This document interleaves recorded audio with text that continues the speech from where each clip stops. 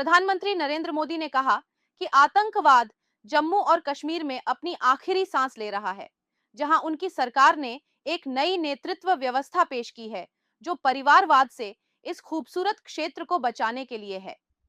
BJP उम्मीदवारों के समर्थन में जम्मू क्षेत्र के डोडा जिले में एक चुनावी रैली को संबोधित करते हुए पीएम मोदी ने कहा, हम और आप मिलकर जम्मू और कश्मीर को देश का एक सुरक्षित और समृद्ध हिस्सा बनाएंगे।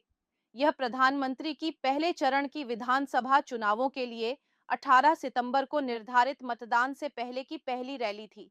उन्होंने कहा, आजादी के बाद जम्मू और कश्मीर विदेशी शक्तियों का लक्ष्य बन गया और परिवारवाद ने इस खूबसूरत क्षेत्र को अंदर से खोखला कर दिया। राजनीतिक परिवारों ने अपने बच्चों को पेश किया और नई नेतृत्व व्यवस्था को उभरने नहीं दिया। उन्होंने कहा कि उनकी सरकार ने 2014 में केंद्र में सत्ता में आने के तुरंत बाद एक युवा नेतृत्व पर ध्यान केंद्रित किया। शनिवार सुबह बारामूला जिले में सुरक्षा बलों के साथ एक रात भर की मुठभेड़ में 3 आतंकवादियों को मार गिराया गया, पुलिस ने बताया। उन्होंने कहा कि शुक्रवार रात को बारामूला जिले के पटन क्षेत्र के चाक टप्पर क्रीरी में एक सर्च ऑपरेशन शुरू किया गया था। मुठभेड़ तब शुरू हुई जब आतंकवादियों ने सुरक्षा बलों की सर्च पार्टी पर फायरिंग की, जिसके बाद बलों ने पलटवार किया। पुलिस अधिकारी ने बताया कि सर्च ऑपरेशन पूरी रात जारी रहा और सुबह के समय 3 आतंकवादी मुठभेड़ में मारे गए। मारे गए आतंकवादियों की पहचान और समूह से संबंधित जानकारी जुटाई जा रही है। अधिकारी ने बताया, ऑपरेशन अब भी जारी है। शुक्रवार को किश्तवाड़ जिले के ऊंचे पहाड़ी क्षेत्रों में आतंकवादियों के साथ मुठभेड़ में 2 सेना के जवान, जिसमें एक जेसीओ भी शामिल है, ने सर्वोच्च बलिदान दिया और एक समान संख्या में घायल हो गए, अधिकारियों ने बताया। यह मुठभेड़ तब शुरू हुई जब सेना और पुलिस की एक संयुक्त सुरक्षा पार्टी, जो एक सूचना पर कार्रवाई कर रही थी, ने किश्तवाड़ को दक्षिण कश्मीर के अनंतनाग जिले से जोड़ने वाले छत्रू बेल्ट के नैडगाम क्षेत्र में एक सर्च ऑपरेशन शुरू किया। अधिकारियों ने कहा कि सुरक्षा बलों की सर्च टीम और आतंकवादी, जो नैडगाम गांव के पिंगनाल दुगड्डा जंगल क्षेत्र में छिपे हुए थे, के बीच फायरिंग का आदान प्रदान हुआ। मुठभेड़ में 4 सेना के जवान घायल हो गए और इनमें से 2, नायब सूबेदार विपिन कुमार और सिपाही अरविंद सिंह, बाद में अपनी चोटों के कारण दम तोड़ दिए। अधिकारियों ने बताया कि एक जवान की मौत ग्रेनेड विस्फोट से लगे चीरे के घाव और दूसरे की गोली लगने से हुई। सेना ने भी इन 2 जवानों के सर्वोच्च बलिदान की पुष्टि की है।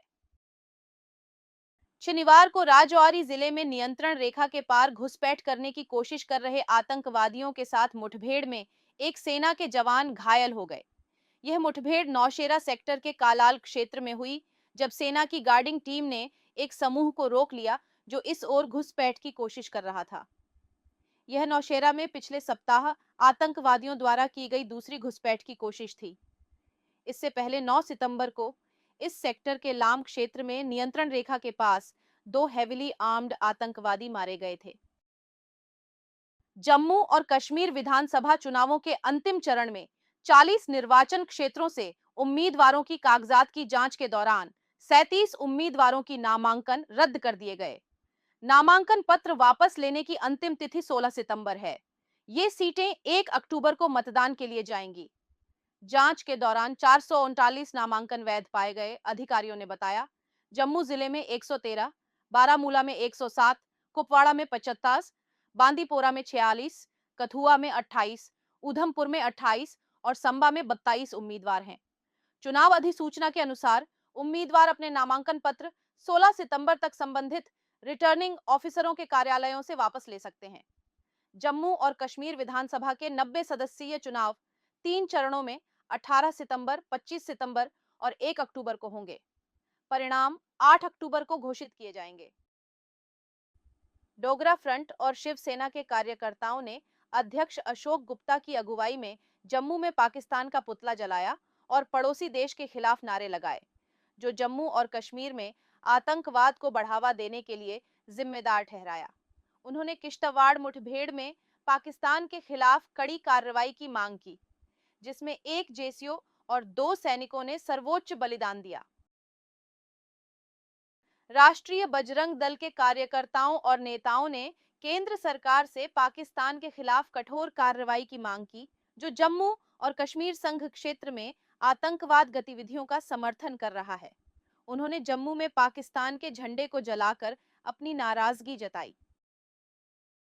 पूर्व जम्मू और कश्मीर मुख्यमंत्री और नेशनल कॉन्फ्रेंस के उपाध्यक्ष उमर अब्दुल्ला ने कहा कि जब बीजेपी चुनावों में संख्या की कमी होती है, तो वह एनसी और पीडीपी से गठबंधन कर लेती है और उस समय तीन परिवार गांधी, अब्दुल्ला और मुफ्ती पाक बन जाते हैं।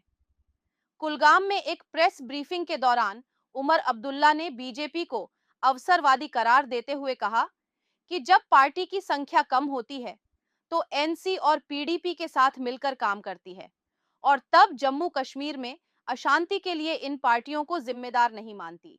उमर अब्दुल्ला ने पीएम मोदी के डोडा में आज के बयान पर प्रतिक्रिया दी। मुख्य सचिव अतल दुल्लू ने आज जम्मू में भारतीय ऐतिहासिक अनुसंधान परिषद आईसीएचआर द्वारा आयोजित 7 दिन की प्रदर्शनी जम्मू, कश्मीर और लद्दाख एक दृश्य कथा का उद्घाटन किया।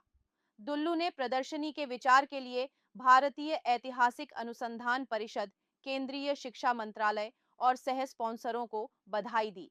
उन्होंने कहा कि यह क्षेत्र सदियों से विद्वानों, इतिहासकारों, यात्रियों और धार्मिक व्यक्तियों का केंद्र रहा है। इसके दर्शन, संस्कृति, कला और वास्तुकला के महत्वपूर्ण योगदान के लिए आने वाले विधानसभा चुनाव 2025 को आकर्षित करने के लिए, जो 18 सितंबर से शुरू हो रहे हैं, जम्मू और कश्मीर अपनी पार्टी के अध्यक्ष सैयद मोहम्मद अल्ताफ बुखारी ने श्रीनगर जिले के चनापोरा विधानसभा क्षेत्र के नटीपोरा क्षेत्र में दरवाजा दरवाजा अभियान चलाया।